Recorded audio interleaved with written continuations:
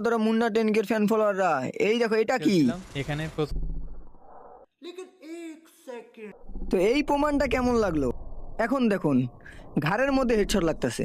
এখন একটা গান মনে পড়তেছে, মুন্না ভাই প্যানেলিউস, মুন্না ভাই প্যানেলিউস।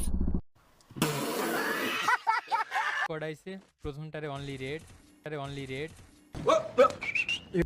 প্রথমটা কিন্তু অনলি রেট, একদম কিন্তু পুরা রেট, ওই যে পুরা মাথার মধ্যে লাগছে, একবারে মাথার মধ্যে লাগছে, ওই যে দেখাই যেতেছে।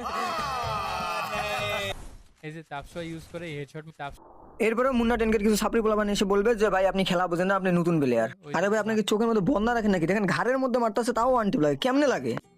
কনফিডেন্স পায় তো এটা মানে ভাই যে জায়গায় মারে ওই জায়গাতে হেডশট লাগে, এটা স্কিল। समझ रहे हो समझ रहे हो आप দেখেন দেখো এখন কোন জায়গার মধ্যে মারছে তাও বলে হেড। না ভাই কিছু বলিও না।